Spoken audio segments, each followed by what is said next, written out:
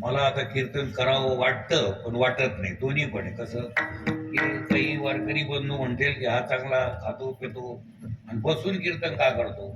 माझा एक चक्का आऊट झालेला आहे पण नरीत पूर्ण आषाढीच्या वेळेस तो.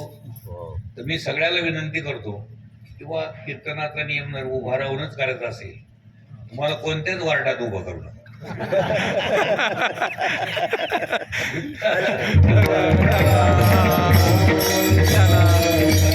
मला आनंद लुटायचा तो बसल्या बसल्या कुठेही लुटल्या जातो.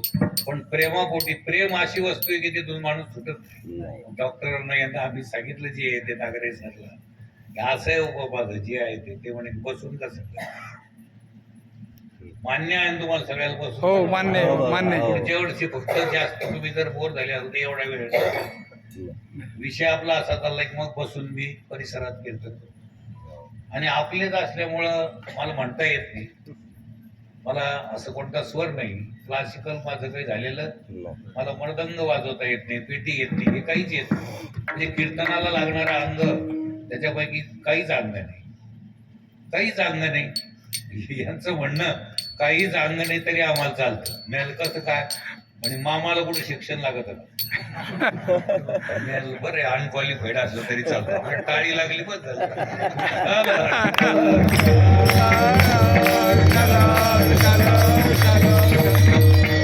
नवीन गावात जातो मी, 100-150 कोसावर जायचं काम पडलं, 2-4 जणी येते हुशार असते पोर आता करून ते आमचेच महात्मे आहेत. आले तर एक जण पळत येत काळी काळी दोन का काय, मला काळी कळत नाही, गोरी कळत नाही, गोरी कळत नाही, ते स्वर कोणताच कळत नाही. ते म्हणे स्वराचा तुमचा संबंध मला अजिबात नाही. पण वारकऱ्याचा कुत्रा झाल्यामुळं मला जरी नाही स्वर तर अजिबात नाही गोर. तुम्ही जसे असताल तसे वारकरी व्हा रे, जसे असताल तसे देवाचे भक्त व्हा. तुम्हाला काही येऊ देवाला शरण द्या म्हणा. नाथ मैं थारो जी तारो, नाथ मैं थारो जी तारो, नाथ मैं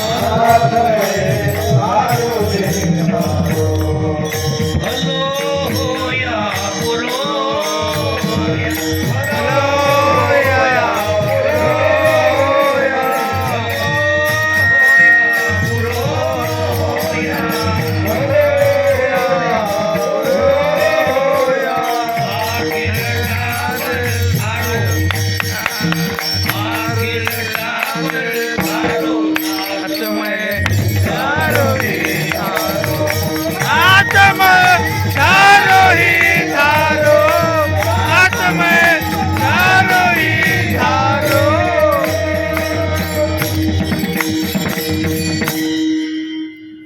असंही समजू नका की निवळ गेलं नाही. हे धंदा धरल्यापासून टपरी दुकानात ठेवला. कोणी जर मागितलं काय साखर द्या पावशेर तयार, छटाक द्या तयार आहे, 1 क्विंटल तर होलसेल दुकानात जा.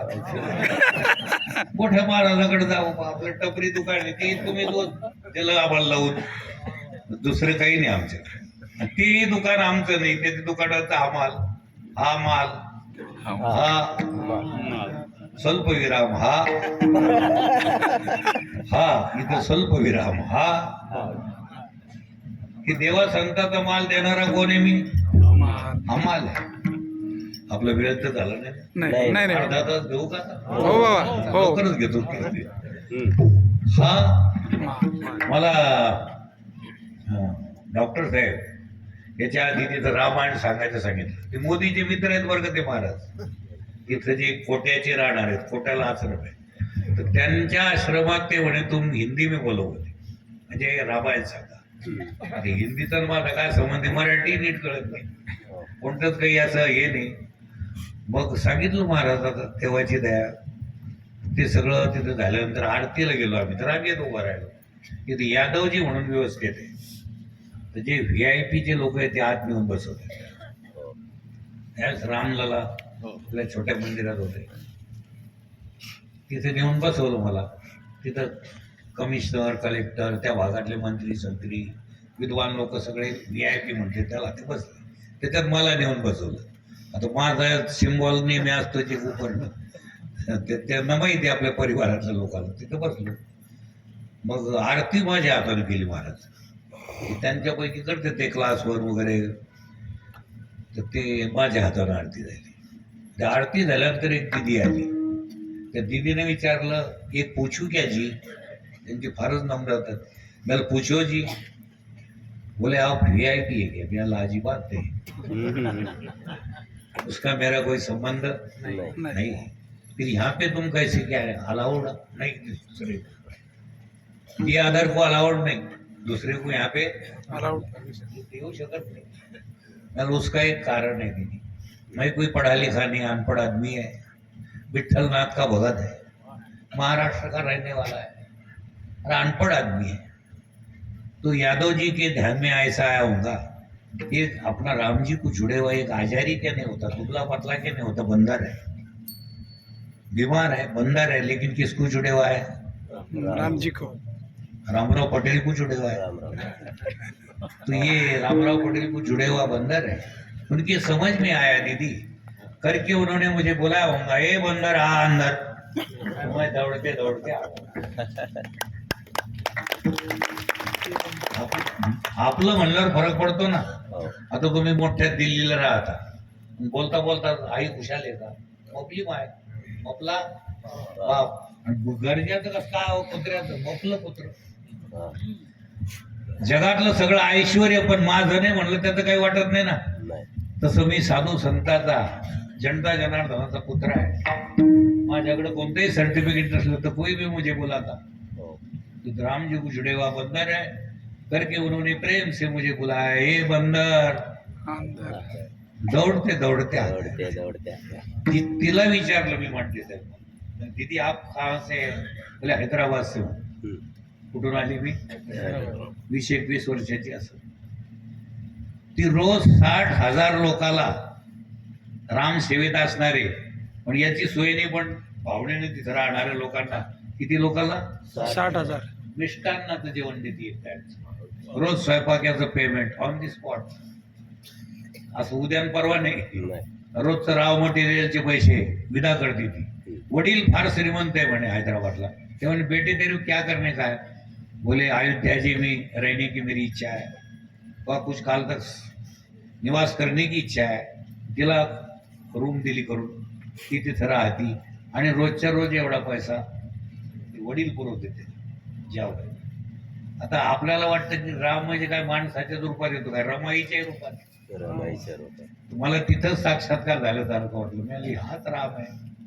अहो सोन्याचं तुम्ही लॉकेट केलं काय आणि एकदा नाही काय? काय सगळं सोनच. पण तिसरा डोळा उघडला तर सोने. ओपनिंग ऑफ दी थर्ड आहे. आणि त्याचं थिएटर हे डॉक्टर भगवान बाबा आहे, जोग महाराज आहे, आधी करून साधू संत आहे की त्याच्याकरता आहे सप्ताह.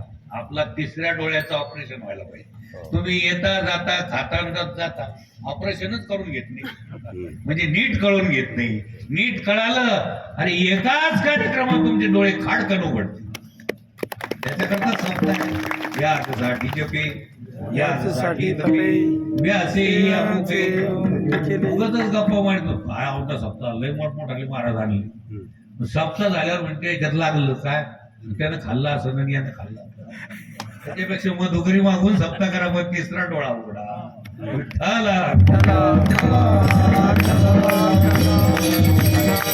लहान मोठा महाराज समजूच नका. तुमचा मुलगा जर डॉक्टर ऑपरेशन करून जाऊ दे, आपली लाईफ ठिकाणी